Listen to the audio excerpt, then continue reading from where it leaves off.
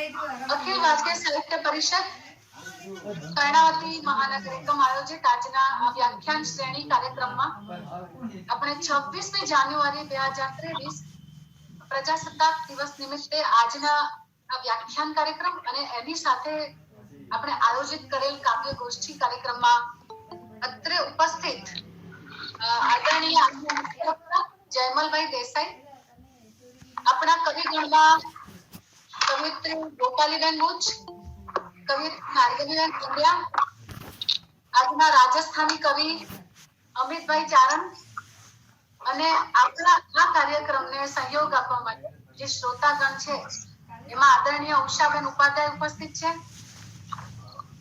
કવિ સ્નેહી પરમાર ઉપસ્થિત છે, એમના દીકરી હેતુ પરમાર ઉપસ્થિત છે. આપ સર્વના પણ મિત્રો આ કાર્યક્રમમાં ઉપસ્થિત છે, તો સર્વ મિત્રોનું આપણે હાર્દિક સ્વાગત કરીએ અને કાર્યક્રમની શરૂઆત પ્રાર્થના શ્લોકથી કરીએ છીએ. માં સરસ્વતીને વંદના કરતા. યા કુંદેન્દુ તુષાર હાર ધવલા ના શોભસ્ત્રાવૃતા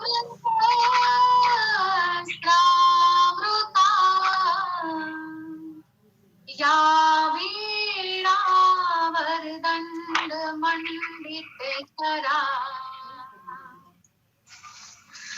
યા શ્વેત પદ્માસના યા બ્રહ્માચ્યુત શંકર પ્રભુતિર્વૃ દૈવૈ સદા વંદિતા સા મા પાતુ સરસ્વતી ભગવતી નિશેષ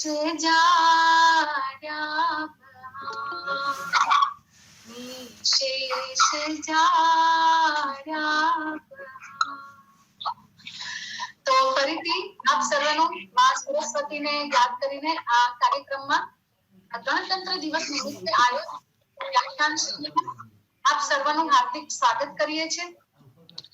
આપણે સૌ જાણીએ છીએ કે આ કાર્યક્રમ આપણે આમંત્રિત જે મહેમાનો છે તે શ્રોતા મિત્રો છે તે આપને અમે જાણ કરીએ, આનંદ થાય અમને આવું કહેતા કે લગભગ અમે અમદાવાદ એકમ એટલે કે કર્ણાવતી મહાનગર એકમ દર મહિનાની વદ અને સુદ બંને પંચમીના રોજ અમે આ રીતે ઓનલાઈન કાર્યક્રમ આવાસી મંચના દ્વારા આયોજિત કરતા હોઈએ છીએ.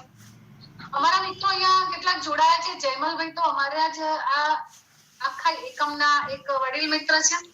એની સાથે અમે અત્યારે ખ્યાતિબેનને યાદ કરીએ છીએ. અમે આની સાથે જોઈન્ટ આ સાથે અમૃતભાઈ પંડ્યા અને બીજા મિત્રો પણ આ એકમ સાથે જોડાયેલા છે. થોડો પરિચય મારે એકમ વિશે અત્યારે જે આમંત્રિત મિત્રો છે, કવિ મિત્રો છે, એમને કરાવો છે. આદરણીય ઉષાબેન તો પૂર્વે પણ આ કાર્યક્રમ સાથે જોડાઈ ચૂક્યા છે, એટલે એમને તો પરિચય અને આની સાથે પણ તેઓ જોડાયેલા છે. આ આખો જે આપણું રાષ્ટ્રીય લેવલ પર અખિલ ભારતીય સાહિત્ય પરિષદ એકમ એક વૈચારિક સંગઠનના ભાગરૂપે કામ કરે છે, એ ઉદ્દેશથી પણ તે જોડાયેલા છે. તો ખાસ તો અમારા કવિ મિત્રોને થોડો પરિચય એટલે આપીએ કે આખા ભારતભરમાં આવા જુદા જુદા રાજ્યોમાં આ પ્રકારનું એક વૈચારિક સંગઠન કામ કરી રહ્યું છે, જેનો એક જ ઉદ્દેશ્ય છે, એક તો રાષ્ટ્રપ્રેમ, દેશપ્રેમ, એની સાથે સાહિત્યિક કાર્યક્રમો કરતા રહ્યું. જેમ કે કાવ્ય ગોષ્ઠીનો આજે આપણે જે કાર્યક્રમ યોજી રહ્યા છે એની સાથે વ્યાખ્યાન શ્રેણી આપણે કરી રહ્યા છે. આ સાથે વિદ્યાર્થી શિબિર પણ અમે યોજીએ છીએ. લગભગ 2019 જો હું ન ભૂલતી હોઉં 2019 16 ફેબ્રુઆરી વસંત પંચમીના રોજ અમે એસએલયુ કોલેજમાં તેનો પહેલો કાર્યક્રમ ઓફલાઈન કર્યો હતો અને કેટલાક મિત્રો એમાં ઉપસ્થિત રહ્યા હતા. પછી કોરોના કાળને કારણે શક્ય ન બન્યું, પણ ત્યારથી ગત 2 વર્ષથી આપણે આ ઓનલાઈન કાર્યક્રમ સતત કરતા રહ્યા છીએ.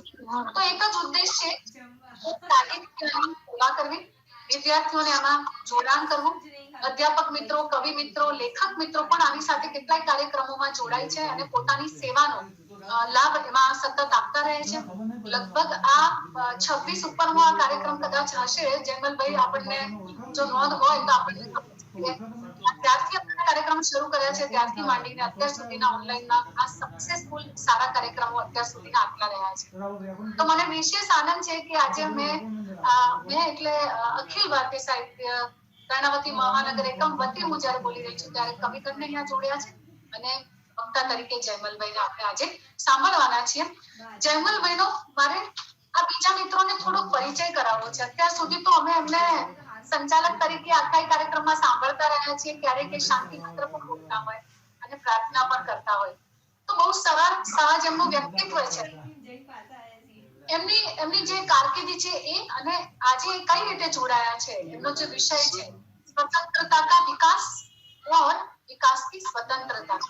ગણતંત્ર નિમિત્તે આખો કાર્યક્રમ જે આપણે યોજ્યો છે વ્યાખ્યાનો એ એનું જે શીર્ષક છે એના વિશે તેઓ બોલશે. તો આજના વક્તા એમની થોડીક માહિતી હું એમ તમને પરિચય કરાવું તો પહેલા તો કર્ણાવતી મહાનગર એકમના સદસ્ય છે અને એની સાથે સાથે એક જવાહર સાહેબ હું ભૂલતી ના હોઉં તો જવાહર નવોદય વિદ્યાલયમાં તેઓ શિક્ષક તરીકે તેઓ જોડાયેલા છે. અત્યારે નવસારીમાં પોતે શિક્ષક તરીકે કામ કરે છે પણ આ પૂર્વે પણ બીજા જેમ કે બાંસવાડામાં, રાજસ્થાનમાં બાંસવાડા ત્યાં પણ 5 વર્ષ સુધી તેમણે કામ કરેલું છે. જયપુરમાં પણ 3.5 વર્ષ સુધી અને જામનગર ખાતે પણ 7 વર્ષ સુધી એમણે પોતાની આ સેવાઓ આપેલી છે. તો એક શિક્ષક તરીકે પણ પોતાનું કર્તૃત્વ તેઓ નિભાવતા રહ્યા છે અને વિદ્યાર્થીઓ સાથેની તેમની કનેક્ટિવિટી પણ બહુ સરસ છે. સાંસ્કૃતિક પ્રવૃત્તિઓ પણ તેઓ કરાવતા હોય છે પોતાની શાળામાં. એક એમનો વિશેષ ગુણ છે. ખાસ તો એમને રાજનીતિ શાસ્ત્ર, સમાજશાસ્ત્ર અને કવિતા એમના પ્રિય વિષય છે. પત્રકારત્વ સાથે પણ જોડાયેલા છે. ભણવું અને ભણાવવું, આદર્શ નાગરિક બનાવવું, વિદ્યાર્થીઓને આ જ જ્ઞાન તેઓ આપતા રહે છે, પીરસતા રહે છે. પોતાના સંસ્મરણોને વાગોળતા તેઓ પોતે પણ કહે છે કે એચકે કોલેજ હોય કે ગુજરાત યુનિવર્સિટીનું ભાષા સાહિત્ય ભવન હોય એમાં પણ તેમણે નાટ્ય લેખનથી માંડી અને પત્રકારત્વ કે પછી કાવ્ય લેખન એવી જે જુદી જુદી સ્પર્ધા અને પ્રવૃત્તિઓ થતી હતી એમાં તેઓ સક્રિય રીતે કામ કરતા હતા. તો એવા જયમલભાઈ દેસાઈ એમને હું આજે વ્યાખ્યાન માટે આમંત્રિત કરું છું. જયમલભાઈ દેસાઈ. જયમલભાઈ. हेलो जयमल भाई, आवाज तुमने मारो संभल है? जी बिल्कुल, प्लीज. सभी को नमस्कार. आज मेरा सौभाग्य है कि अखिल भारतीय साहित्य परिषद कर्णावती महानगर एकम के इस कार्यक्रम में गुजरात, राजस्थान और नवोदय विद्यालय के कुछ अन्य प्रदेशों से कुछ साथी हमारे कार्यक्रम में जुड़े हैं. मैं सभी का हृदय से स्वागत करता हूं, अभिवादन करता हूं. श्रोतागण को ध्यान में रखते हुए मैं मेरी बात हिंदी में रखूंगा क्योंकि भाई अमित जो है उनका भी बहुत सारा वर्ग इसमें जुड़ा हुआ है कि राजस्थान के उनके बहुत सारे विद्यार्थी जुड़ेंगे. और आज का जो विषय है वो वैसे तो राष्ट्रीय फलक पर रखने वाला विषय है. तो पहले तो ये हमारी जो साहित्य यात्रा है, कई बार किसी को लगे कि भाई आप लोग बात करने वाले हैं साहित्य की और उसमें गणतंत्र कहां से आ गया. लेकिन मैं मानता हूं कि आज तक गणतंत्र के जितने आंदोलन हुए हैं उसमें कहीं ना कहीं साहित्यकारों का बहुत रोल रहा है. तो गणतंत्र साहित्य से अछूता नहीं है. हम लोग इस कार्यक्रम पे जब बात करने की सोच रहे थे तो हमें साहित्य, समाज और गणतंत्र को लिंक करना था, एक साथ जोड़ना था. वर्षाबेन ने कहा कि गणतंत्र पे बात करनी है. मैंने कहा ठीक है, गणतंत्र और उसके साथ गणतंत्र का विकास और विकास का गणतंत्र, इस दोनों को हमने साथ लिया. स्वतंत्रता. अब गणतंत्र की बात करने से पहले मैं थोड़ा इसके इतिहास में जाता हूं. इतिहास हम सब जानते हैं. जब भी लोकशाही की बात आती है तो सब अब्राहम लिंकन को याद करते हैं. ये लिंकन साहब ने कहा था, for the people, by the people, of the people. लोगों के द्वारा, लोगों के लिए जो सरकार रची जाती है उसी को हम गणतंत्र या लोकशाही कहते हैं। लेकिन भारतीय संस्कृति के लिए ये शब्द नया नहीं है।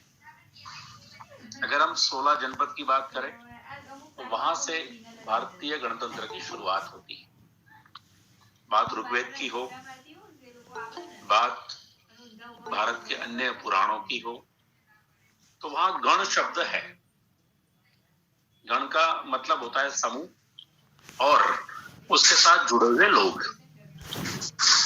तो यहीं से हमें जहां गण शब्द मिलता है तो उसकी एक व्यवस्था है, तंत्र है, और जो वहां के लोग ही चलाते हैं उसको आम भाषा में हम लोकशाही या गणतंत्र कहते हैं। 16 जनपद में अगर हम देखने जाए तो हमारी शुरुआत अफगानिस्तान से भी आगे होती थी, और जिसको हम आज बर्मा या म्यांमार रंगून कह रहे हैं, वहां तक पहुंचते थे। मतलब पूरा भारतवर्ष इसमें जुड़ा हुआ था। हम लोग जब भाषा भवन में पढ़ने गए तो किसी भी भवन में जाओ, चाहे समाज विद्या भवन में जाओ, चाहे इतिहास में जाओ, चाहे लैंग्विस्टिक में आओ, तो वहां ग्रीक की शुरुआत ही देखी जाती थी कि भाई cradle of democracy is Greece. चलो मानते हैं एथेंसियन जो लोकशाही है, डेमोक्रेसी है, उसको भी हमें नहीं भूलना चाहिए। लेकिन कालक्रम में जो डेमोक्रेसी की व्याख्याएं आई हैं उसमें जितना पीछे जाते हैं तो ईसा पूर्व 1600 साल पहले, आज हम 21वीं शताब्दी में हैं, उसके अंदर 1600 साल और जोड़ने हैं। वहां हमें भारतीय 16 जनपद की कहानी मिलती है। अभी कुछ दिन पहले मैं श्रावस्ती गया था, यूपी का एक जिला है। वहां कभी भगवान बुद्ध ने अपनी तपोस्थली बनाई थी, उसको लुम्बिनी, श्रावस्ती, नेपाल, नीचे आते हैं तो कौशल, इधर गंधार जो हमारे महाभारत से जुड़ा हुआ है, गुजरात, नीचे जो हमारा उज्जैन है जिसको कभी राजस्थान, बांसवाड़ा का जो अभी करंट पार्ट है, तो वहां एक मकर ध्वज नाम का राज्य था, वो भी गणतंत्र का ही पार्ट था। वहां उसके अवशेष आज मौजूद हैं। अगर कोई जाए तो उसको मगरदा कहते हैं। मगरदा के नाम से वहां मकर ध्वज नगरी थी और वो पुराने अवशेष आज भी मिलते हैं। इवन आप नीचे जाओगे तो तमिलनाडु तक के इस गणतंत्र के अवशेष हमें मिलते हैं। हमारी एक बहुत ही क्या कहे, दुर्दशा कहे कि इतिहास हम संजो नहीं पाए। इसलिए आज जब दुनिया के सामने रखने की बात आती है तो लोग लोकशाही की शुरुआत करने में ग्रीक को याद करते हैं। वहां भी आपको सोक्रेटिस, प्लेटो, अरिस्टोटल की बात ही सुननी पड़ेगी। चलो ज्ञान के मामले में भारत विशद रहा है, हमने उनको भी स्वीकार किया है, हम उनका भी अस्वीकार नहीं करते हैं। लेकिन मैं बात करना चाहता हूं एक महाभारत के श्लोक की, जिसमें एक बात कही गई है कि अगर कोई एक घर किसी गांव के लिए नुकसानकारक हो तो आपको वो घर त्याजना चाहिए। अगर वो गांव पूरे जनपद के लिए परेशानी करता हो तो उस गांव को भी त्याजना चाहिए। और जहां जनपद की बात आती है तो फिर जनपद को कहां त्याजोगे।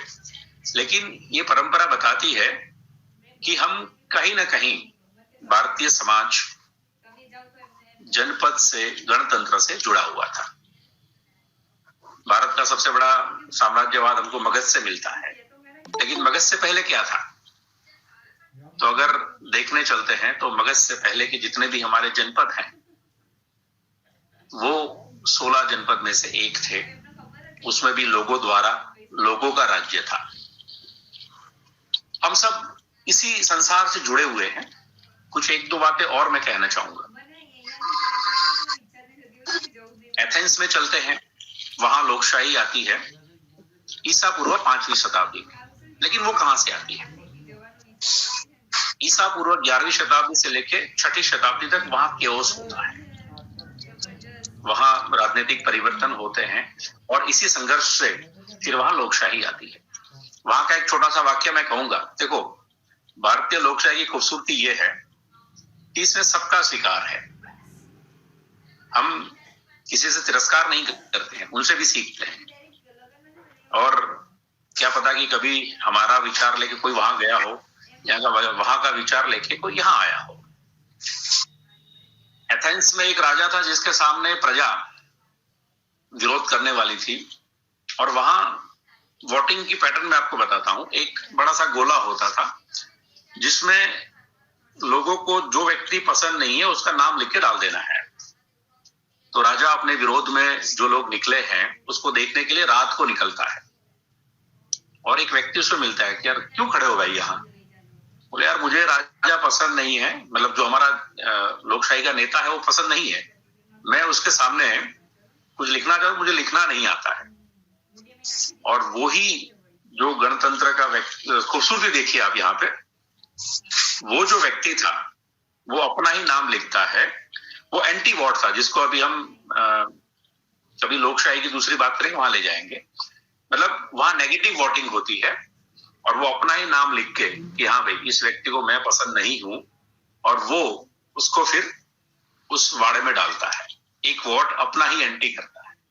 और यही लोकशाही की खूबसूरती है। इसीलिए दुनिया में जब भी लोकशाही की बात होती है तो भारत और ग्रीस के नाम लिए जाते हैं।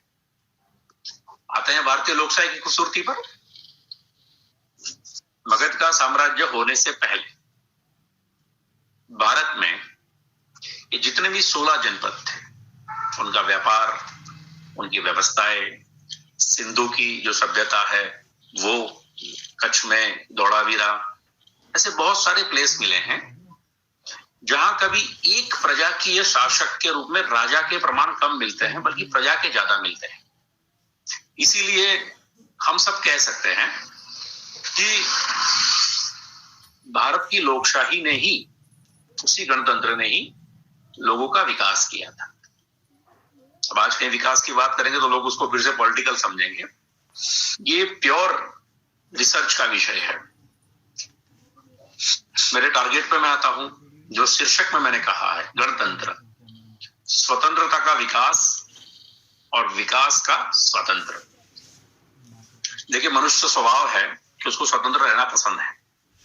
वो जब कबीलाई में जीता था तब भी वो जंगलों में स्वतंत्र था, नगरों में आया तब भी वो स्वतंत्र था। आज भी हमारे कई आदिवासी भाई बहन जंगलों में रहते हैं, वो भी अपने आप में स्वतंत्र हैं। और मानव स्वभाव की स्वतंत्रता जितनी गणतंत्र में स्वतंत्र है, उतनी शायद किसी और राजकीय व्यवस्था में नहीं है। लोग कहेंगे कि भाई कैसे नहीं है। बात करते हैं मानव स्वभाव के स्वतंत्रता की। आज हम लोकशाही का अत्याधुनिक स्वरूप देख रहे हैं, मैं वहां तक भी आऊंगा। लेकिन गणतंत्र आपको एक जिम्मेदारी देता है कि हाँ भाई मुझे ये बात पसंद है, ये बात पसंद नहीं है। आप गणतंत्र में ये कह सकते हैं, जबकि राजाशाही में ये बात नहीं कह सकते। क्या पता राजा को बुरा लग जाए और वो आपके विरोध में हो जाए। आप अगर उसके बारे में कुछ कहना चाहते हो, वो खुश होगा तो आपको हार उतार के दे देगा, लेकिन खुश नहीं हुआ तो गड़बड़ हो जाएगी। तो यही चीजें बताती हैं कि जो स्वतंत्रता का विकास जितना लोकशाही में हुआ है, उतना विकास शायद और किसी शासन में नहीं हुआ है। हम आगे बढ़ते हैं, धीरे धीरे दुनिया में गणतंत्र खत्म होता है और राजाशाही आती है।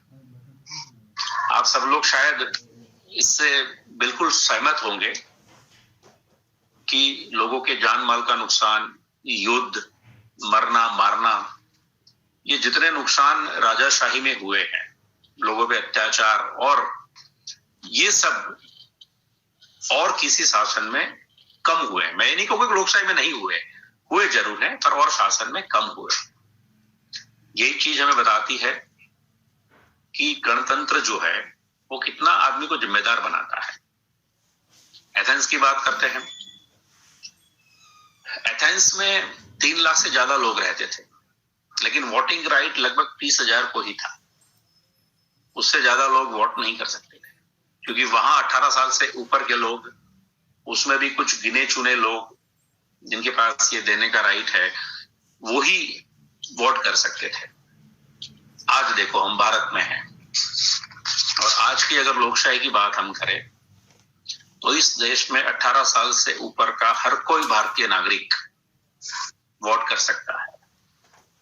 सोचिए कहां से हमने गणतंत्र में स्वतंत्रता की शुरुआत की थी और उसका विकास आज कहां पहुंचा है। डेमोक्रेसी के भी कुछ अलग अलग प्रकार हैं। कहीं प्रेसिडेंशियल डेमोक्रेसी है, जिसको हम राष्ट्र प्रमुख के रूप में देखते हैं, जो ज्यादातर टू पार्टी अमेरिका में है। भारत में संसदीय लोकशाही है, पार्लियामेंट्री पोजीशन है। यहां हम हमारा प्रतिनिधि चुनते हैं और इसकी शुरुआत होती है हमारे वार्ड के मेंबर से। आप उसको चुन भी सकते हैं, नहीं भी चुन सकते हैं। उसको कह भी सकते हैं कि भाई हमारा काम है, नल में पानी नहीं आ रहा है, तुम्हें कुछ करना पड़ेगा। वहां से सरपंच की बात आती है, विधायक की बात आती है, विधायक से सीएम तक आते हैं। विधायिका जो है आपके लिए कोई कानून प्रसार करती है, लेकिन अगर लोगों को पसंद नहीं है तो उस कानून का विरोध भी होता है। और यही लोकशाही की खूबसूरती है कि आप उसका विरोध भी कर सकते हैं, उसका समर्थन भी कर सकते हैं। और आपको मैं बताऊं और चीजें, भारत एकमात्र ऐसा देश है जिसने लोकशाही 26 जनवरी 1950 को ग्रहण करते ही महिलाओं को भी अधिकार दिया था वोटिंग का। ये राइट्स यूरोप में भी बहुत बाद में आए। थोड़ी देर में अपनी बात को यहां रखूंगा, फिर थोड़ा बैक चलते हैं यूरोप की ओर। जो आज का यूरोप हम देख रहे हैं, उस यूरोप को अगर राजाशाही से देखते तो क्या आज का यूरोप ऐसा होता? एक बार सोचने की जरूरत है। तो इतिहास के अभ्यासु हैं या और जो लोग हैं जो थोड़ा बहुत भी राजकीय विश्लेषण में विश्वास रखते हैं, वो देखेंगे कि लुई 16 फ्रांस में जो क्रांति हुई थी, लुई 16 उसके सामने जबरदस्त लड़ाई होती है, प्रजा भूखमरी से परेशान होती है। इसी पे हमारे उमाशंकर जोशी ने कहा था कि भूख्या जनोनो जठराग्नि जागशे, खंडेरनी भस्म कड़ी न लादशे। तो जब प्रजा परेशान होती है तो वो बासेल का किला लूटती है अनाज के लिए, और वहां से दुनिया में, खास करके यूरोप के देशों में, लोकशाही की शुरुआत होती है। धीरे धीरे वही लोकशाही उनको फ्रीडम ऑफ स्पीच देती है, राइट टू स्पीक देती है, राइट टू थिंक देती है, राइट टू एक्सप्रेस देती है। और वहां से जाते जाते वो लोग एक बार धर्म का भी विरोध कर लेते हैं कि हाँ हमें धर्म पसंद नहीं है, तो वहां लोग नास्तिक भी बनते हैं। देखिएगा ये सब वो प्रदेश हैं जहां कभी जबरदस्त मोनार्की थी, राजाशाही थी, लोग ब्रेड के टुकड़े के लिए तरस रहे थे, और वही भूखमरी से विरोध करते हुए वहां लोकशाही का जन्म होता है। एक समाजशास्त्र का एक बहुत सहज सिद्धांत है कि जब भी कोई शासन की स्थापना होती है तो पहले वहां एक एनार्की होती है। हर शासन की नहीं, परंपरा की मैं बात कर रहा हूं। और उस एनार्की में से कुछ स्वयंभू नेता तैयार होते हैं। ये नेता प्रजा को रास्ता देते हैं और यही रास्ता आगे चल के एक शासन का स्वरूप लेता है। फ्रांस में भी कुछ ऐसा ही हुआ। हम रशियन क्रांति की बात करते हैं जहां जार शासन था। जापान में राजाशाही थी, वहां भी लोकशाही आई। तो कुछ एक समय था 20वीं शताब्दी से पहले का, जिसमें France, America, England, Europe, Russia, यहां पर प्रजा अपने आप को स्वतंत्र महसूस करती है और लोकशाही की स्थापना होती है। भारत के बंधारण को बनाते समय भी इन सभी देशों के बंधारणों में से अच्छी चीजें ली गई है। इसीलिए हम जो आज का विकसित यूरोप देखते हैं, उसके मूल में कहीं ना कहीं यही लोकशाही की स्वतंत्रता जिम्मेदार है। वहां आदमी मुक्त रूप से सोच सकता था। और ये कहने को थोड़ा अजीब लगेगा, लेकिन हम लोग जो यहाँ बैठे हैं वो सब एक स्वतंत्र भारत में जन्म लिए हैं। कोई कल्पना नहीं कर सकता आज से 100 साल पहले के भारत के देसी रियासतों को भी, अंग्रेजों को तो बाद में लाते हैं, इस देसी रियासत में अगर आपको कोई चीज पसंद नहीं और आपने किसी राजा के खिलाफ बोल दिया तो पता नहीं कब आके उठा ले जाए। राजा के घोड़े घर के आगे खड़े रहते थे तो लोग डर जाते थे। उस कंडीशन में आप कहां सोचोगे, कहां व्यापार करोगे, कहां फ्रीडम ऑफ स्पीच की बात आएगी। इसीलिए मेरा जो टॉपिक है वो समझिएगा, स्वतंत्रता का विकास। अगर गणतंत्र की हम बात करें तो आज ईसा पूर्व 1600 साल से शुरू करते हैं, ज्यादा दूर नहीं जाते हैं, और वहां से चलते चलते आज मानव स्वतंत्रता का विकास हुआ है। और दुनिया के अधिकतम देशों में लोकशाही है, जहां हम सब जानते हैं कि लोकशाही नहीं थी वहां कैसे परिणाम मिले हैं। कोई शासकों के नाम मुझे गिनवाने की जरूरत नहीं है, चाहे वो फांसीवाद हो, नाजी हो, अभी वर्तमान समय में ईरान इराक की बात हो, सूडान की बात हो, ये सब लोग हैं। वहां एक तानाशाह आता है लेकिन वो अपने विचारों से स्वतंत्र है, लेकिन उसकी प्रजा स्वतंत्र नहीं है। यहां प्रजा और राजा का जो फर्क है समझने जैसा है। लोकशाही में हम सब नागरिक हैं, प्रजा नहीं है।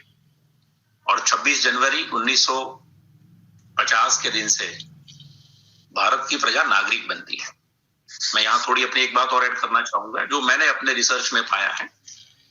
भारत की समाज व्यवस्था 3 प्रदेशों में थी, एक वनवासी है, नगरवासी, ग्रामवासी है और नगरवासी है।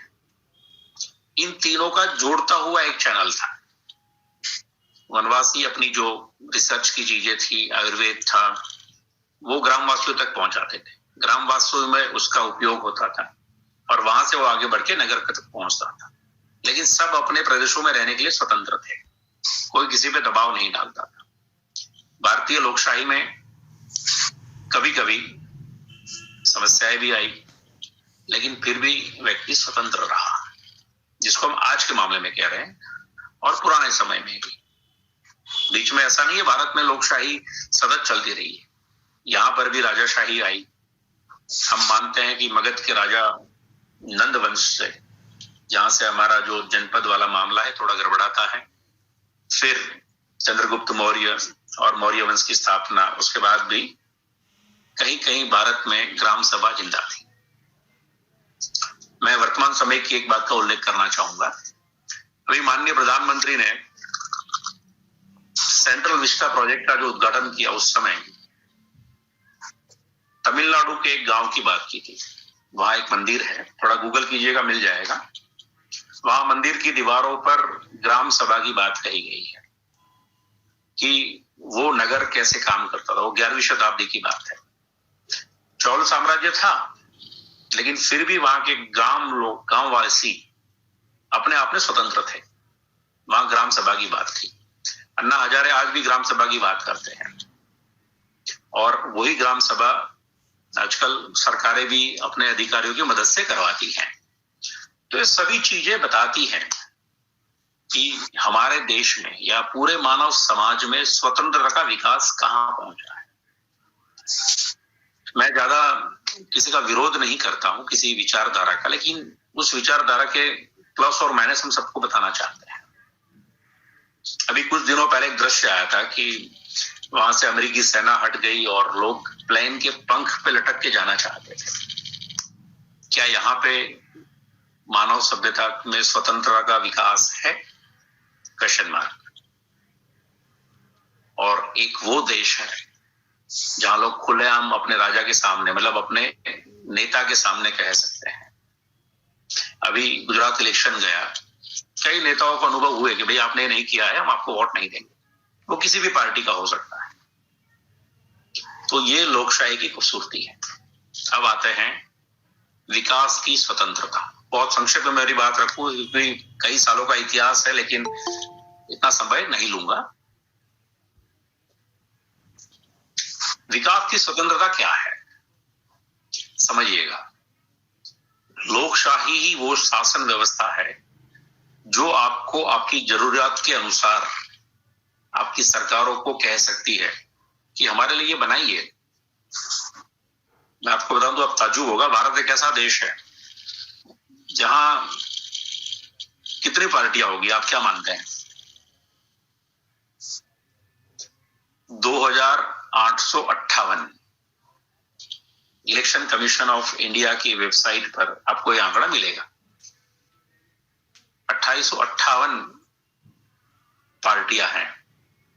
8 जो है वो नेशनल पार्टियां हैं, 56 जो है वो प्रादेशिक पार्टियां हैं, और रिमेनिंग जो पार्टियां अभी अनरिकॉग्नाइज है। तो यही चीज बताती है कि 31 राज्यों का ये देश, जिसमें 2858 पार्टियां हैं, ये लोग अपनी बात रखने के लिए लोकशाही में आ सकते हैं। और उसके अलावा अपक्ष लोग खड़े रहते हैं, वो तो बात ही अलग है। तो यही चीज बताती है कि नहीं भाई, मैं मेरा दल लेके चलूंगा। और यही खूबसूरती भारतीय लोकशाही की है कि जिसको जो पसंद है या पब्लिक के लिए जो पसंद है उसके लिए काम करेंगे। ऐसा नहीं है कि जिन्होंने वोट नहीं दिया उनके लिए काम नहीं हो, उनके लिए भी होता है, क्योंकि इसीलिए तो वो गुप्त मतदान है, किसने दिया किसने नहीं दिया क्या पता।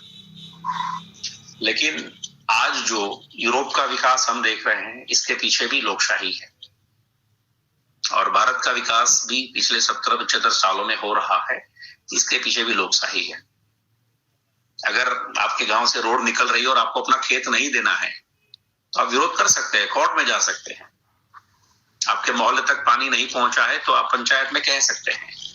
ये नागरिक अवेयरनेस की बात है, वो एक अलग इश्यू है, लेकिन कह सकते हैं। आज हर सरकारें अपना हेल्पलाइन नंबर जारी करती है। मैं राजस्थान में था, 181 वहां का बहुत फेमस नंबर है। गुजरात में 181 अभय हेल्पलाइन है, राजस्थान में वो मुख्यमंत्री हेल्पलाइन है। अभी गुजरात सरकार के सीएम ने अपना एक सीएम व्हाट्सएप नंबर जारी किया। तो ये सारी चीजें बताती हैं कि भारत एक ऐसा देश है जिसमें विकास आप कर सकते हैं और लोकशाही के माध्यम से कर सकते हैं। 2 छोटी सी घटना लोकशाही की कह के मैं अपनी बात पूरी करूंगा, क्योंकि समय मुझे जितना मिला था। इस देश की लोकशाही की सुंदरता यह है कि अगर न्यायपालिका के आपके सामने कोई प्रश्न जुड़ता है तो आपको न्यायपालिका में भी पेश होना पड़ता है। ये देश वो है जहां एक वोट से सरकारें गिर सकती हैं। और एक बहुत महत्वपूर्ण बात आपको बताऊं, सोमनाथ चटर्जी लोकसभा के स्पीकर थे। जब उनको विश्वास मत पे वोटिंग करने की बारी आई तो उनकी पार्टी जो थी वो विश्वास मत के खिलाफ थी, लेकिन उन्होंने विश्वास मत के समर्थन में वोट दिया, क्योंकि एथिक्स ऑफ डेमोक्रेसी ये है कि जो सभापति है वो कभी सरकार गिराने की सोच नहीं सकता। तो ये है लोकशाही का विकास और विकास की लोकशाही। और भी बातें हैं। आखिर में जो डेमोक्रेसी का इंडेक्स है वो एक अलग अलग पैमानों पे नापा जाता है, जिसमें सबसे पहले नंबर पे नॉर्वे है। वहां के लोग अपने आप को बहुत फ्री महसूस करते हैं। उसमें फिनलैंड भी है। आप ताजुब करोगे कि टॉप 10 में अमेरिका नहीं है। तो फ्रीडम ऑफ स्पीच और फ्रीडम फॉर डेवलपमेंट, इसके लिए लोकशाही ने मानव समाज को जितना कुछ दिया है उतना कम है। और इसी सब यात्रा में कहीं ना कहीं कवियों का, विचारकों का योगदान रहा है। आने वाला समय डेमोक्रेसी का ही है और डेमोक्रेसी के माध्यम से ही मानव स्वभाव का विकास है, मानव समाज का विकास है। मैं मेरी बात यहाँ पूर्ण करता हूँ। किसी को कोई प्रश्न हो तो काव्य पठन के बाद हम उसको जरूर अटेंड करेंगे। थोड़ा सा लिंक रिवाइज होने के कारण काफी श्रोता नहीं जुड़ चुके हैं। अभी भी हमारे कवि साथी मित्र अगर कोई भी चीज अपने दूसरे साथियों को लिंक भेजना चाहें तो भेज सकते हैं, ताकि वो लोग भी जुड़ पाए। रक्षाबेन, मैं अपनी बात यहाँ समाप्त करता हूँ। धन्यवाद। ખૂબ ખૂબ આભાર જયમલભાઈ। આપણા જે કાર્યક્રમ છે ને એકદમ એવો ઓપન માઇન્ડેડ છે કે અહીંયા આપણો આપણા વિચારોને એકદમ ખુલ્લા મનથી શેર કરી શકીએ છીએ। જયમલભાઈનું જ્ઞાન આમ પણ રાજકીય ક્ષેત્રે કે સામાજિક ક્ષેત્રે કે સાહિત્યિક ક્ષેત્રે છે જ. અમે જ્યારે પણ પંચમીના રોજ આ કાર્યક્રમો કરતા હોઈએ છીએ ત્યારે ખાસ તે જ્યારે પ્રતિભાવ આપે છે ત્યારે તેમનો પ્રતિભાવ પણ એક સ્પીચ જેવું હોય છે. લાગે છે ક્યાંકથી અવાજ આવે છે રીતેશભાઈ? જી મેમ, તમારા ત્યાંથી જ ડબલ અવાજ આવે છે. તમારા ત્યાંથી ડબલ અવાજ આવે છે. નહીં, મારા ત્યાં તો બરાબર જ છે, કેમ કે અહીંયા હું એક જ છું રૂમમાં. એવું છે? ઓકે ઓકે, ચાલુ કરો. ઓકે, તો જયમલભાઈની આ વાત સાથે આપણે બિલકુલ સહેમત છે. સ્વતંત્રતાનો વિકાસ અને વિકાસની સ્વતંત્રતા, હવે વ્યાખ્યાન ઉપર વ્યાખ્યાન તો થઈ ના શકે, પણ એમણે જે વિચારો રજૂ કર્યા એમાં એમણે જે ભારત સિવાયના જે રાષ્ટ્ર છે જુદા જુદા વિદેશની વાત કરી, એમાં ચાલતી લોકશાહીની વાત કરી, અને ભારતની અંદર સ્વતંત્રતાના વિકાસ અને વિકાસ ની ઉપરની અત્યારે જે સ્વતંત્રતા આપણને મળી રહી છે, આપણે આપણા નાગરિક તરીકેના જે હક ભોગવી રહ્યા છે, અથવા કેટલી અવેરનેસ એક નાગરિક તરીકે આપણે રાખવાની જરૂર છે, કેમ કે આપણો દેશ લોકશાહી દેશ છે. આ બધા વિચારો ક્યાંક ને ક્યાંક આપણને હજી આગળ લઈ જશે. એમનો જે મુદ્દો, એમનો જે ટોપિક છે એને આપણે ધ્યાનમાં રાખીએ તો આ તો 74મો ગણતંત્ર દિવસ છે, પણ જ્યારે 75મો ગણતંત્ર દિવસ ઉજવાશે ત્યારે આમાં હજુ કંઈક નવો મુદ્દો ઉમેરાયો હશે. તો આવા એડવાન્સ વિચારો આપણને જયમલભાઈ પાસેથી મળે એ સ્વાભાવિક છે, કેમ કે એ એવા ટોપિકો સાથે, એવા મુદ્દાઓ સાથે પણ હંમેશા વિદ્વતાના ધોરણે પણ જોડાયેલા રહેતા હોય છે. તો જયમલભાઈ, તમારો ખૂબ ખૂબ આભાર. આપણી દૈનિક પ્રવૃત્તિઓ જ્યારે આપણે આ કાર્યક્રમો કરીએ છીએ ત્યારે તો તમે કોઈ જવાબદારી સ્વીકારો છો. આજે તમે સ્પેશિયલી વક્તા તરીકે આમાં જોડાયા એ માટે આપનો ખૂબ આભાર માનીએ છીએ. હવે આપણે કાવ્યપાઠ તરફ આગળ વધીએ છીએ. કવિતા જ્યારે શરૂ થાય અને કવિતામાં જ્યારે દેશ પ્રેમનો રંગ ભળે, અને એની સાથે હમણાં જ આપણે ગઈકાલે વસંત પંચમી પણ યોજાઈ, એટલે આપણે આપણા કવિઓને એમ પણ કહીએ કે એક રચના તમે દેશ પ્રેમની પઠન કરો અને એક પ્રેમ પ્રકૃતિ જે તમને રંગ મળે વસંતનો, એવો પણ તમે આમાં મેળવી શકો છો. તો સૌપ્રથમ હું આજના કાવ્યપાઠમાં આદરણીય ગોપાલીબેન બુચ એમને આ કાવ્યપાઠ માટે આમંત્રણ આપું, પણ મારા સાથી મિત્રોને થોડોક એમનો પરિચય એટલે કરાવવો જોઈએ કે હમણાં જ એમનો 2 વર્ષ પહેલા, કદાચ 2021 બરાબર ને ગોપાલીબેન? 2020, ઓકે, 2020માં એમનો કાવ્ય સંગ્રહ એમનો અને ભાર્ગવીબેનનો બંનેનો સાથે પ્રકાશિત થયો છે. પોતે સારા કોલમ રાઇટર છે. સામાજિક ન્યાય એમના સંગ્રહનું નામ તમને કહેવાનું રહી ગયું, બીજને જરૂર ખેતી. બહુ સુંદર એમનું કાવ્યાત્મક શીર્ષક પણ છે, અને તમે એમાંથી પસાર થાઓ, હું તો એમાંથી પસાર કેટલીક રચનાઓમાંથી થઈ છું, પણ સમયાંતરે એમાંથી જે અછંદસને લગતો એક અવાજ છે આજની કવિત્રીઓનો, એ એમાંથી તમને ઉઘડતો જોવા મળે.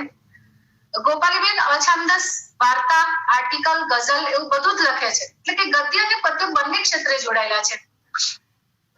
માતૃભારતી એપમાં પણ તેઓ જોડાયેલા છે, એટલે એમાં પણ એમની ક્યાંક ને ક્યાંક સર્જનાત્મક કલમ ત્યાં જોવા મળે તમને. આ સાથે હું ગુજરાતી એવું મેગેઝિન છે, એમાં પણ એમના લેખ અને એમની સર્જનાત્મક કલમ એનો સ્પર્શ આપણને મળે છે. 2021માં એ 21 દિવસ લોકડાઉન એવું કંઈક પુસ્તક છે એમનું, બહુ મજાનું. હજી મેં જોયું નથી, પણ મને લાગે છે કે બહુ શીર્ષક પરથી લાગે છે કે બહુ ઇન્ટરેસ્ટિંગ પુસ્તક હશે, કારણ કે કોરોનાનો સમય બહુ તાજો તે સમય હતો, અને આ એના અનુભવ જગતમાંથી પ્રાપ્ત થયેલું ગદ્ય સર્જન છે. એમના એક સુંદર શેરથી હું એમનો અહીંયા આવકારું છું કે છો ચાક પર ચડાવો પણ પાર થઈને રહીશું. છો ચાક પર ચડાવો પણ પાર થઈને રહીશું, નિભાડે નાખશો તો આકાર થઈને રહીશું. નિભાડે નાખશો તો આકાર થઈને રહીશું. પ્રિયા ગોપાલીબેન Buch, please welcome. Thank you very much વર્ષાબેન. આદરણીય સૌને નમસ્કાર. એક દેશપ્રેમની રચના ત્રિરંગો અછાંદસ છે.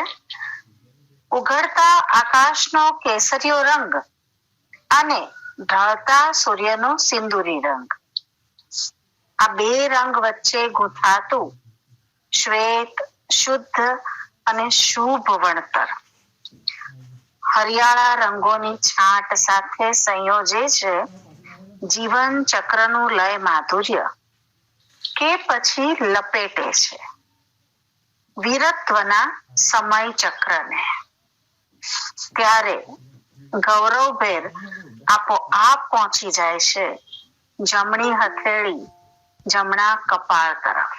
વંદે માતરમ. વાહ. આ દેશ પ્રેમની તિરંગાની રચના બાદ એક રચના આપણે બેને કીધું એ પ્રમાણે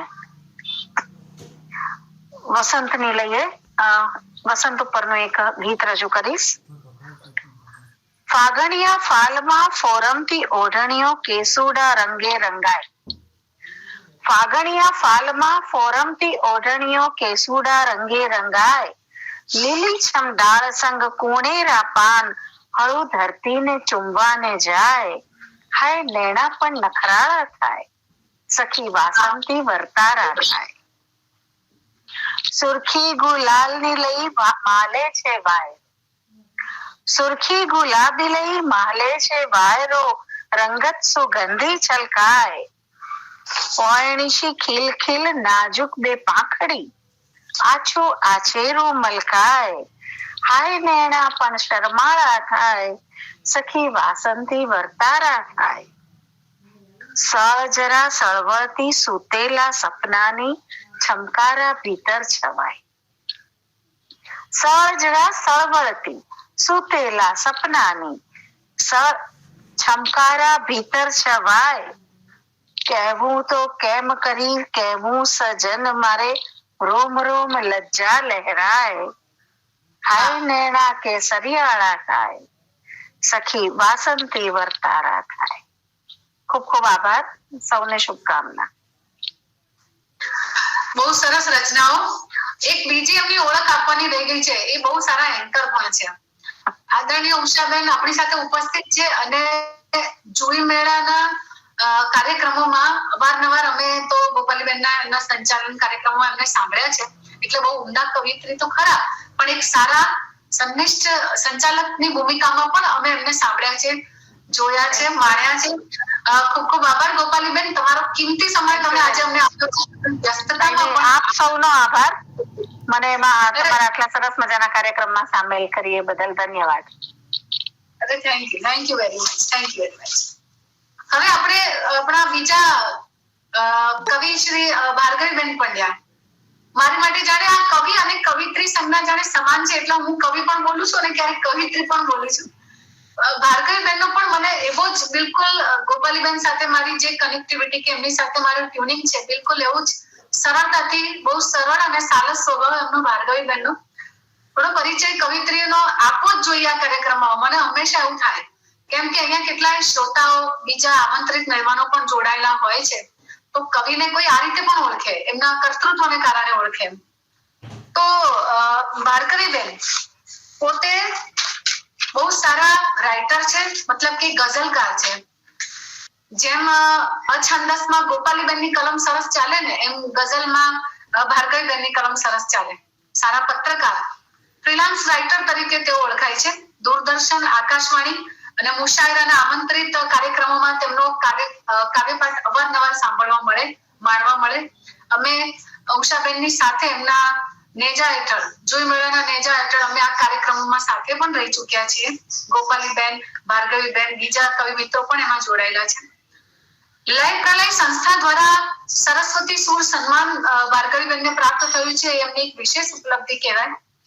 નેપાળ, કાઠમંડુ અને કલકત્તા શાંતિ નિકેતન બંને જગ્યાએ આંતરરાષ્ટ્રીય સાહિત્યોત્સવમાં પણ પોતે પોતાનું શોધપત્ર પણ રજૂ કર્યું છે અને કાવ્યપાઠ પણ રજૂ કરેલો છે.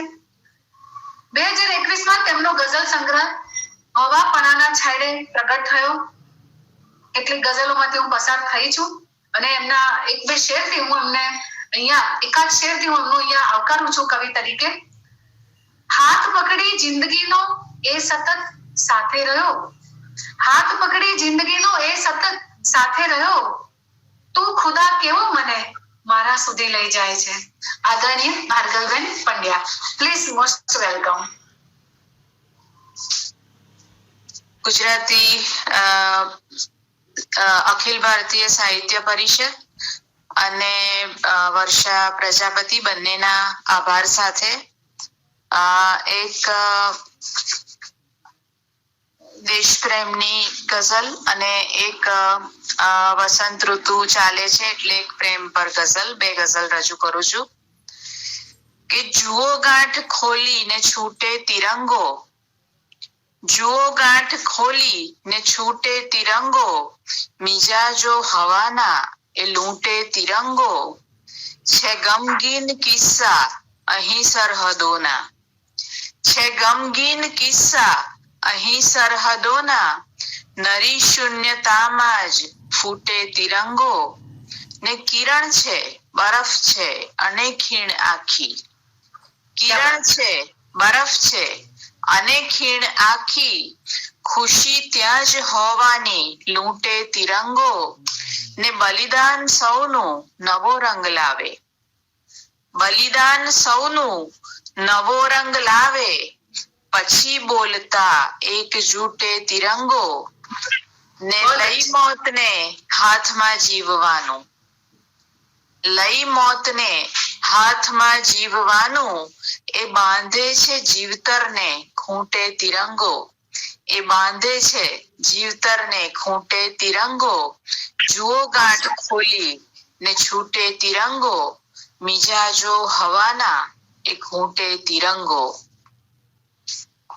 એક બીજી ગઝલ છે કે એક ગમતીલું ગગન ધાર્યા કરું છું, એક ગમતીલું ગગન ધાર્યા કરું છું, ચાંદનીમાં હું તને દોર્યા કરું છું, ને આંખ મેં હળવે રહીને આંખમાં એ, આંખ મેં હળવે રહીને આંખમાં એ, રોજ થોડી સાંજને ચોર્યા કરું છું, ને ત્યાં સદીઓથી સિતારા ટમટમે છે, ત્યાં સદીઓથી સિતારા ટમટમે છે, આ સમયને સહેજ સંકોર્યા કરું છું, ને સાચવી રાખ્યા સ્મરણ સુક્કા ભલે ને, સાચવી રાખ્યા સ્મરણ સુક્કા ભલે ને, કોઈને અકબંધ સંભાળ્યા કરું છું, ને એ દિવસ પણ આવશે ક્યારેક તેથી, એ દિવસ પણ આવશે ક્યારેક તેથી, આયખું ચપટી લઈ ઓર્યા કરું છું, આયખું ચપટી લઈ ઓર્યા કરું છું, શબ્દ રોમે રોમમાં વ્યાપી ગયો છે, શબ્દ રોમે રોમમાં વ્યાપી ગયો છે, મૌનના સંવાદ ઉચ્ચાર્યા કરું છું, ને ક્યાં ખબર છે, છેલ્લો શેર છે કે ક્યાં ખબર છે તેજનો આકાર શું છે, ક્યાં ખબર છે તેજનો આકાર શું છે, એટલે શ્રદ્ધાને કંડાર્યા કરું છું, એક ગમતીલું ગગન ધાર્યા કરું છું, ચાંદનીમાં હું તને દોર્યા કરું છું. આભાર. નમસ્કાર. બહુ સરસ. એક ગઝલનો મિજાજ, એનો રણકાર તમારી રચનાઓમાં સંભળાય. અને તમારી જે બે પંક્તિ મને ફરી અહીંયા યાદ આવે કે હું અપેક્ષાની સરકતી નાવમાં છું, હું અપેક્ષાની સરકતી નાવમાં છું, ખૂબ ખૂબ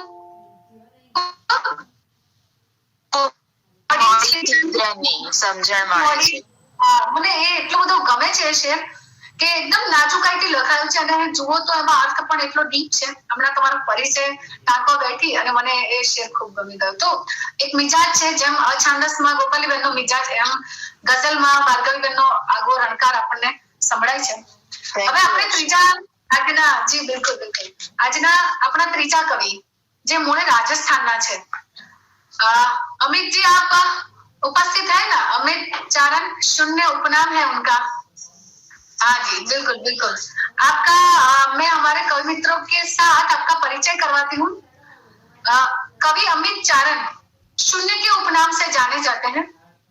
राजस्थान के पाली जिले के आप रहवासी हैं और अभी आप जवाहर नवोदय विद्यालय बांसवाड़ा में गणित विषय के शिक्षक हैं। पिछले 10 साल से पाली के विद्यार्थियों को गणित सिखाते पढ़ाते हैं उनके काफी विद्यार्थी, यानी कि कवि के काफी विद्यार्थी आरपीएससी और यूपीएससी की कुछ एग्जाम में सफल भी हुए हैं। ये उनकी एक विशेष उपलब्धि है। देखिए, कवि तो कवि होता है, पर साथ में शिक्षक जीव भी कितना बड़ा काम करता है विद्यार्थियों के साथ, कि उनको चरण सर के नाम से जाने जाते हैं। पाली में कुछ लोग हैं कि जो उनको चरण सर कह के बुलाते हैं। तो ये एक उनकी दूसरी अच्छी पहचान है एक शिक्षक के रूप में।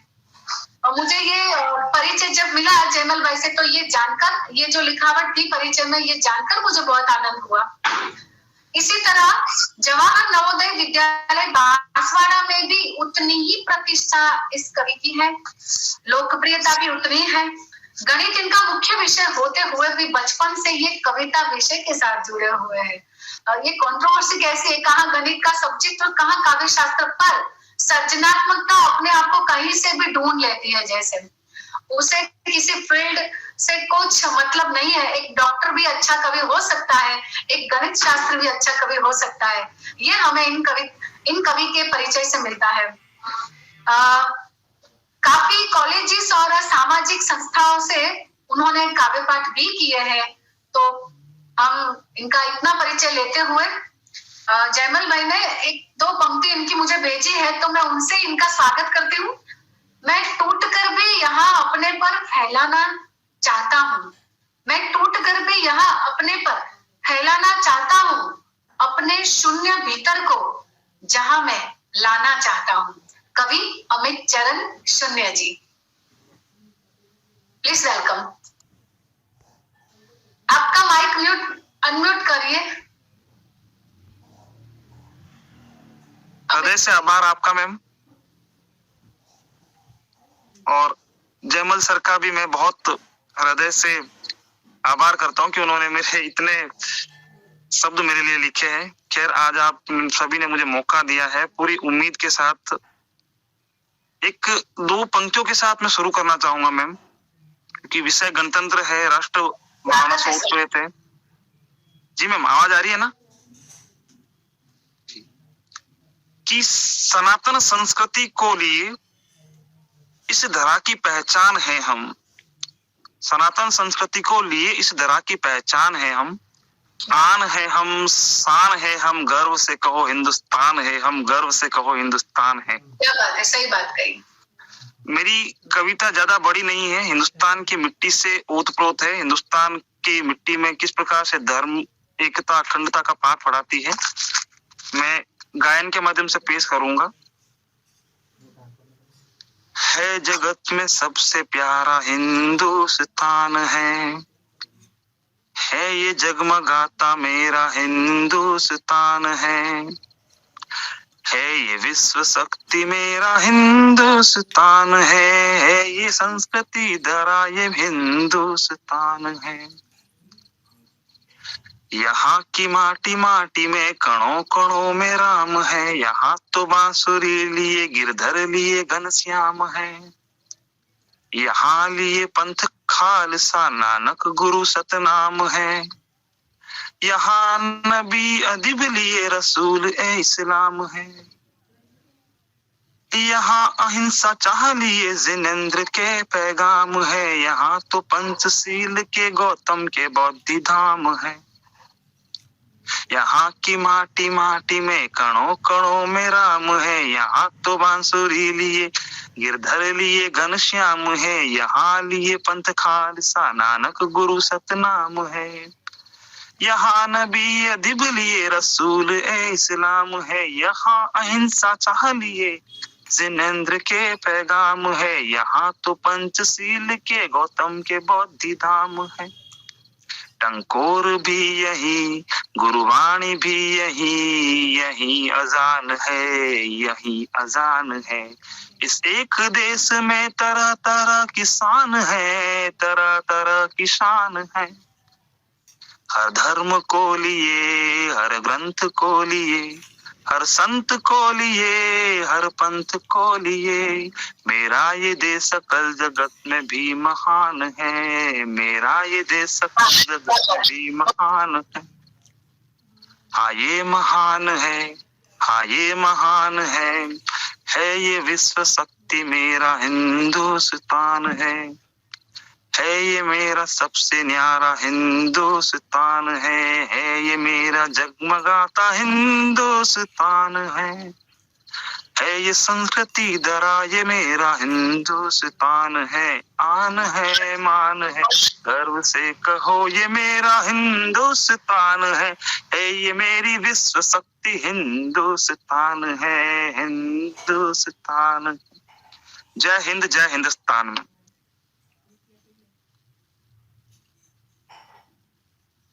कभी एक प्रेम की कविता और हो जाए आपकी तरफ से।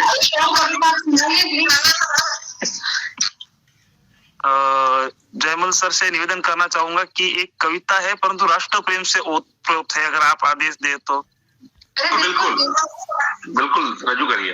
अभी हम सब जानते हैं कि कुछ समय से भारत और चीन में सीमा पर तनातनी चल रही है। उस समय जब भारत और चीन के सैनिक आपस में लड़ गए थे, भिड़ गए थे, तो भारतीय सैनिक जहां ऐसी जगह पर बैठे थे जहां स्वयं शंकर भगवान खुद पहाड़ों पर बैठे थे, अब उन सैनिकों के खून में स्वयं उबाल आकर उनको कैसे प्रेरित कर रहा है, एक कविता के माध्यम से मैं आपको बता रहा हूं।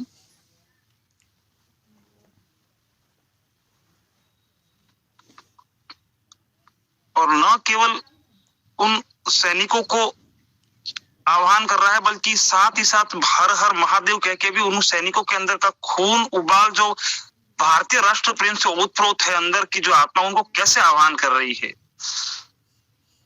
ओह देव देव महादेव देव, बोलो हर हर महादेव देव।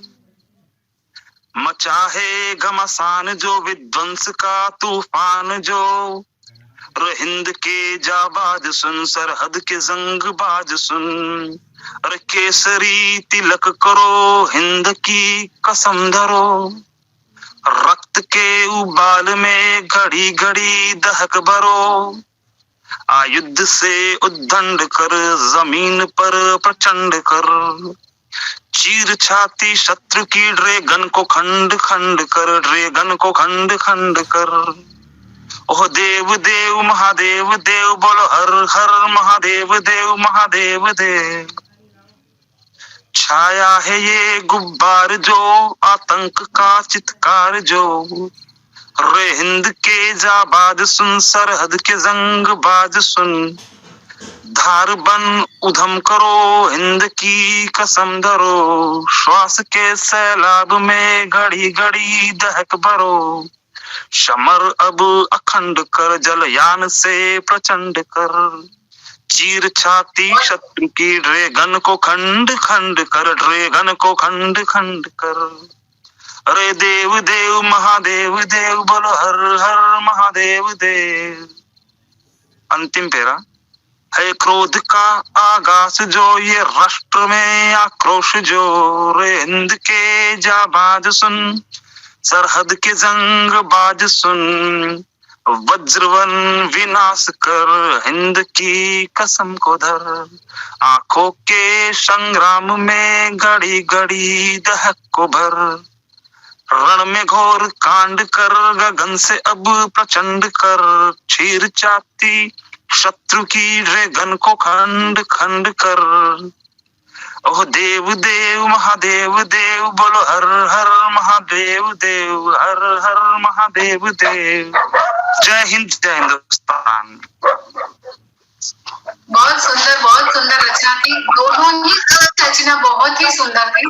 जैसे गणतंत्र दिवस की तो आज शुभकामनाएं तो हमने बहुत ली, पर इसके साथ उसका जो उत्सव किया, जैसे कि जयमल भाई ने उसके बारे में अपने सोच विचार रखे और आपने उसी प्रकार की, उसी ढांचे की कविताएं सुनाई। मुझे ये पंक्तियां भी कभी याद आ रही थी, राम प्रसाद बिस्मिल जी की ये पंक्तियां बहुत पॉपुलर है। सरफरोशी की तमन्ना अब हमारे दिल में है, देखना है जोर कितना बाज है कातिल में है। जो आपने दूसरी कविता सुनाई उसमें जो सरहद की बात आती है, वहां मुझे ये पंक्तियां याद आ रही थी। तो आपका बहुत बहुत तहे दिल से शुक्रिया करते हैं हमारे एकम की ओर से जी। और ज्यादा हमें आभार तो जयमल भाई का मानना चाहिए कि आपको हमारे साथ इस कार्यक्रम में जोड़ा। હવે હું ગુજરાતી हमारे वर्षाबेन, हाँ जी हमारे बिल्कुल। एक बम्बर सर भी जुड़े हुए हैं, बहुत साइलेंट और एक्टिव वर्कर हैं वो। साहित्य का कार्यक्रम हो चाहे नवोदय का हो, वो राजसमंद से जुड़े हैं और रहने वाले सुरेंद्रनगर के हैं। बम्बर सर, स्वागत है आपका। आपका स्वागत है सर। आप अब हम प्रति मंच खुला छोड़ते हैं, अगर कोई प्रतिभाव देना चाहे तो મેડમ ઉષાબેન આપ પણ પ્રતિભાવ આપવા માટે સાદર આમંત્રણ છે। પ્રતિભાવ તો બરાબર, પણ શુભેચ્છાઓ, અભિનંદન અને શુભેચ્છા। દેશ પ્રેમને માટે આપણે સૌ કામ કરી રહ્યા છીએ અને એ સંદર્ભમાં તમે ઇનિશિયેટિવ લઈને જે કરી રહ્યા છો વર્ષાબેન, એનો મને ખૂબ આનંદ છે અને અખિલ ભારતીય સાહિત્ય પરિષદની રાષ્ટ્રીય કારોબારીમાં હું નિમંત્રિત સભ્ય છું, તો એ કારોબારી સભ્ય તરીકે આ આખું એકમ અને એની પ્રવૃત્તિ એને જોઈને મને આનંદ થાય છે। તમે સૌ ખૂબ સુંદર રીતે સાહિત્યની, માતૃભાષાની, આપણી રાષ્ટ્રભાષાની અને રાષ્ટ્રની સેવા કરો છો, એનો આનંદ છે। સૌને ખૂબ ખૂબ અભિનંદન અને શુભેચ્છાઓ। થેન્ક યુ મેડમ, ખૂબ ખૂબ ધન્યવાદ મેમ। મેડમે પહેલા પણ જયમલભાઈને નમસ્કાર મારા। જયમલભાઈ ખૂબ સરસ વાત કરી હતી, નમસ્કાર એમને। જી જી धन्यवाद बेन, धन्यवाद। બીજું કોઈ મિત્ર પ્રતિભા માટે મંચ એક મિનિટ માટે? પમ્મર સાહેબ, જીવી પમ્મર સાહેબ। जी मैडम, आप कहीं कहना मांगते हैं? नमस्कार मैडम। जी जी हेलो। बिल्कुल। हाँ आप मैडम, प्रतिभा आपको हाँ जी नमस्कार। ખૂબ જ આનંદ થયો જયમલભાઈનું અધ્યયન અને ઊંડો અભ્યાસ, એનો આનંદ સાંભળવાનો મળ્યો અને આપ સૌની આ પ્રવૃત્તિઓ જે ચાલી રહી છે એ ખરેખર આજે પેલું નાના નાના ટમટમિયા કરીને અજવાળું પાથરવાની વાત છે ને, એ સાહિત્યમાં આવા ટમટમિયાઓથી જ થતી હોય છે અને ખૂબ જ ઉત્તમ પ્રયાસ છે આ નિરંતર ચાલતો રહે। આવા ટમટમિયાઓથી જ એ આખું આસમાન ચમકતું હોય છે અને એનું મહત્વ ક્યારેય ઓછું નથી હોતું। તો મને ખૂબ જ આનંદ થયો આજ આપ સૌની સાથે જોડાવાનો તક મળી અને મિત્ર શ્રી જયમલભાઈનો ખૂબ ખૂબ આભાર કે એમણે મને સમયસર વેળાસર આજે જાણ કરી અને આપ સૌની સાથે જોડવાનો અવસર પ્રાપ્ત કરાયો। ખૂબ ખૂબ આભાર। થેન્ક યુ સાહેબ, થેન્ક યુ સાહેબ। ને હવે આપણે આ કાર્યક્રમ બહુ સરસ રીતે યોજાયો, એની માટે આપ સૌનો, આપ સર્વ જોડાયા, શ્રોતા મિત્રો પણ અહીંયા જોડાયા। અહીંયા કેટલાક મિત્રો લેફ્ટ પણ થઈ ગયા છે કારણ કે સમય પણ થયો છે અને કદાચ નેટવર્ક ઇશ્યુ પણ કેટલાક મિત્રોને છે। આફિયા અખ્તરવાલા અમારા એસએલયુ કોલેજના વિદ્યાર્થીની છે, અક્ષર જાની પણ અહીંયા આ કાર્યક્રમમાં જોડાયા, એનો આનંદ છે। શરૂઆતમાં આરંભમાં સ્નેહી પરમાર પણ જોડાયા હતા, એમના દીકરી પણ અહીંયા જોડાયેલા છે, હેતુ પરમાર। હમણાં જયંતભાઈ પણ હમણાં જ લેફ્ટ થયા, એ જોડાયેલા જ હતા સતત। જયંતભાઈ પણ આપણા એકમ સાથે કામ કરી રહ્યા છે। તો બધાનો વિશેષ આનંદ છે કે આવી રીતે શ્રોતાઓમાં પણ કોઈ કવિ છે, લેખક છે, કોઈ વિદ્યાર્થી છે, કોઈ રિસર્ચર છે અને એ આમ કાર્યક્રમમાં નિત્ય જોડાય છે। આપણે આખા કાર્યક્રમનું સમાપન કરીએ છીએ। સૌનો વિશેષ આભાર માનીએ એ પહેલા રીતેશભાઈનો ખાસ આભાર માનીએ કે એક મોટા પ્રસંગમાં પતાવીને પોતે અને પછી આપણી સાથે ફરીથી આ ઓનલાઈન કાર્યક્રમમાં જોડાયા છે, કારણ કે આખો કાર્યક્રમ રેકોર્ડ કરવાનું અને એને યુટ્યુબ ચેનલ પર ચડાવવાનું એક કપરું કામ અભિષેકભાઈ અને રીતેશભાઈ આપણા એકમ વતી કરી રહ્યા છે। એટલે રીતેશભાઈ, અભિષેકભાઈ, આપ બંનેનો ખૂબ ખૂબ આભાર માનું છું। બહુ વિશેષ સમય તમે આપો છો આ કાર્યક્રમમાં, તો ફરીથી તમારો આભાર માનું છું। આપણે શાંતિ મંત્ર કરી અને પછી પૂર્ણાહુતિ કરીએ છીએ। ओम द्यों शांतिरंतरिक्षः शांतिः पृथ्वी शांतिरापः शांतिः रोषधय शांतिः वनस्पतयः शांति विश्वे देवाः शांति ब्रह्म शांतिः सर्व शांतिः शान्तिरेव शान्तिः सा मा शान्तिरेधि ॐ शान्तिः शान्तिः शान्तिः